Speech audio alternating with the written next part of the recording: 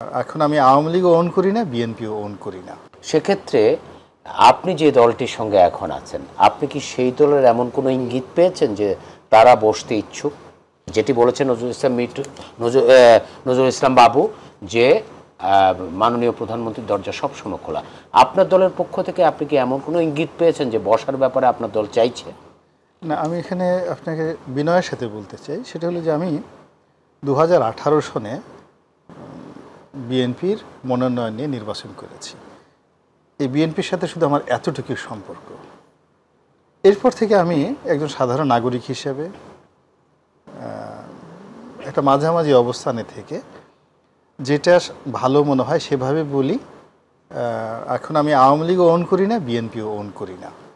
আগামীতে যদি ভালো একটা নির্বাচন হয় সেক্ষেত্রে আবার নতুন করে সিদ্ধান্ত নেব যে আমি কোন দলের মনোনয়ন পেলে আমার জন্য সুবিধা হবে বা কে আমাকেই করে। ফলে I do not belong to any political party. সুবিধা হবে বলতে কি আপনি কি সেই সুবিধাবাদী লোকদের মতো বলছেন? না না, ওটা না। এখানে আমরা, আমার বন্ধু নজরুল ইসলাম বাবু ভালো বুঝতে পারেন, সেটা হলো যে আমরা যারা রাজনীতি করি আমাদের এটা মানে রাজনীতির সবার ঊর্ধ্বে একটা মাথায় থাকে ইলেকশনটা। একটা জাতীয় সংসদ নির্বাচনে আসলে মনোনয়ন ছাড়া, মানে বিএনপি আওয়ামী লীগ এই দুটো দলের মনোনয়ন ছাড়া আসলে নির্বাচন করা যায় না। এক। দুই নম্বর হলো কিছু কিছু এলাকা আছে যেখানে যত বিরূপ অবস্থায় থাকুক না কেন আওয়ামী লীগের লোক সেখানে পাশ করে আসবে। কিছু কিছু এলাকা আছে যত বিরূপ অবস্থা থাকুক না কেন ফেয়ার ইলেকশন হলে বিএনপির লোক পাশ করে আসবে। তো এখানে কিছু 19-20 আছে, কিছু 19-20 আছে। প্রার্থীর উপর অনেক কিছু নির্ভর করে, হয়তো 10% প্লাস মাইনাস করা যায় প্রার্থীর কারণে।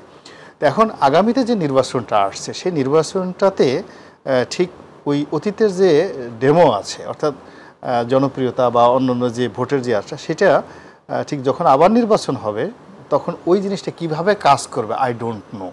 আমি এই জিনিসটা এখন পর্যন্ত বলতে পারি। আমি এবার প্রশ্নটি আমি বলছি আর কি।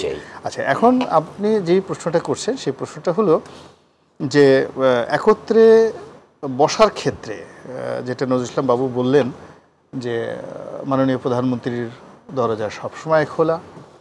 এখন এটা হয় কি যে মানে আমরা গ্রামে ভিক্ষা দেই না, যে পাশে আসে যে ভিক্ষা দেন, যে কোনো লোকই আমার দরজা এসে ভিক্ষা চাইতে পারে। তা এরকমভাবে দরজা খোলা রাখা। আর রাজনীতির ভাষায় যেটা নেগোসিয়েশন হলো প্রয়োজনের তাগিদে। এইবার নরেন্দ্র মোদী যেভাবে এনডিএ জোট করেছে এবং জোটের নীতিশ বাবুর সাথে চন্দ্রবাবু নাইডুর সাথে যেভাবে সমঝোতা করেছেন অনেক কিছু ছাড় দিয়ে, this is the art of the democracy.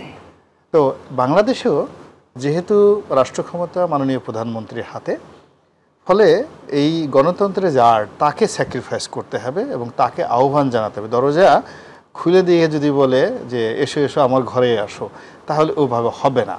এক। দুই নম্বর হলো যে সরকারের সমস্ত শক্তি দিয়ে আমাদের রাশেদ খান মেনন সাহেবের যে সুনাম সুখ্যাতি থেকে শুরু করে ইনু ভাইয়ের সাংগঠনিক ক্ষমতা, শক্তি, সাহস,